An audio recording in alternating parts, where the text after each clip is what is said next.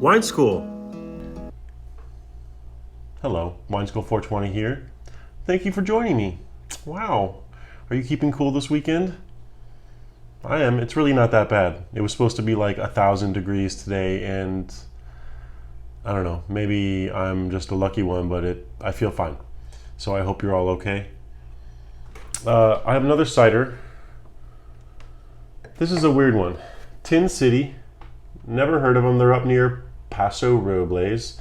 This is not the kind of thing I would usually go in for, but I was searching for a cider at Canel, and they didn't have a lot of options for like small format ciders. So it's worth a try. Combination of apple cider with rosé and hops.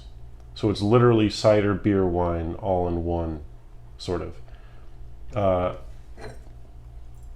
I'm reserving judgment because I could see how these could go together, and it's not cheap.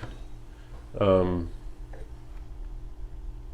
it's almost like a beer drinker's cider or a cider drinker's rosé.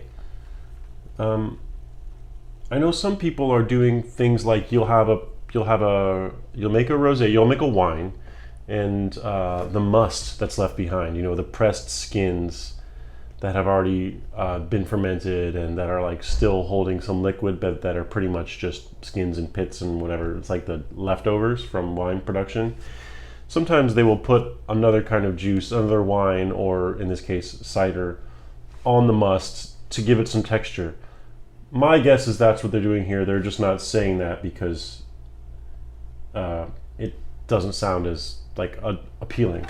But the fact that it's only 6.9% alcohol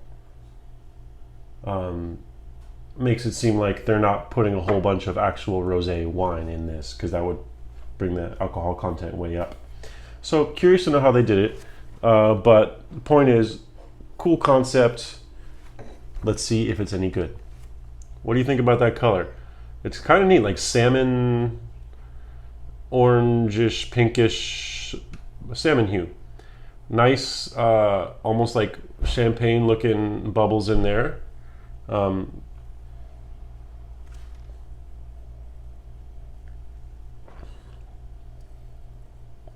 It's a pretty cool aroma. I'm getting like an orange, literally just like fresh cut orange slices, and not particularly appley or winey smelling. Smells a little more like beer. That's probably from the hops. Yeah, there's like a little bit of a very light beer hoppy smell, but it's barely present. Pretty neutral. Let me get more in here.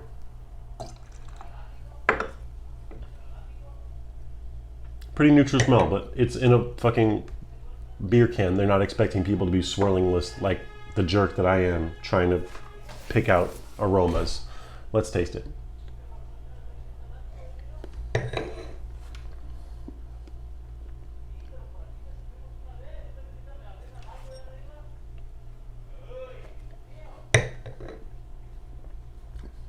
Wow. For all the hype and all the ingredients that are here, it's pretty neutral. Very easy drinking. Medium, like minus on the acid. If there's any tannin from the rosé or the grape skins, it's barely there.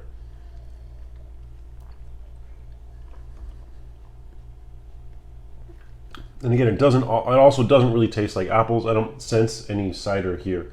This is almost like a mock beer. I would say this is fake beer. It's almost like a beer for people that are gluten-free, maybe. That's what they're like aiming for?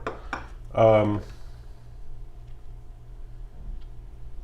don't dislike it because it's kind of a fun concept and it's easy drinking, and I would, if I saw this at a bar or a restaurant that was like a beer place, I would be stoked because it would save me from having to drink whatever, like another IPA, which I hope to never have to do again. But then again, I don't love it because it's kind of boring. So And it's expensive. These are like $5 a can. Considering that there's not a lot of distinction here and a lot of complexity, I think that's kind of a ripoff. Although I know the cost of doing business is high, especially in California, and Paso Robles is not cheap. Let's give it another try.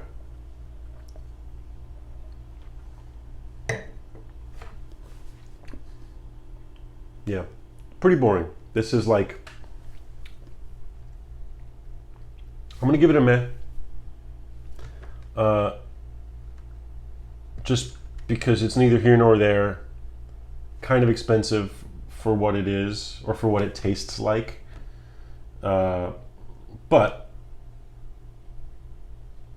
it's enjoyable. Like, I'm gonna enjoy this with my lunch. Have a sandwich and a salad, and it's fine. But man, I wish it was cheaper, and I wish that I could taste more hops, wine, and cider. Yeah, you can't win them all, but cool concept. I hope more people do stuff like this to kind of see where you can find those natural synergies, things that complement one another, that can bring out complexity. The thing that you get in wine that you don't get in a lot of other beverages is this alchemy that happens where you get all this complexity that comes after the fermentation. You know, apples are so good just by themselves. Obviously grapes are too, but in a lot of times, in especially a lot of like the American style ciders, once you make apples into cider, they get less interesting. They have less texture and flavor and fruitiness. Wine can sometimes do the opposite. It can take sort of a boring grape and coax out all that complexity during the fermentation process. That's what I wish this had done. This could have been amazing, especially for like $5 something a can. This could be like mind-blowing complexity. It's just not there. So it gets a meh. It's fine. It's fine. Bye. Wine's cool.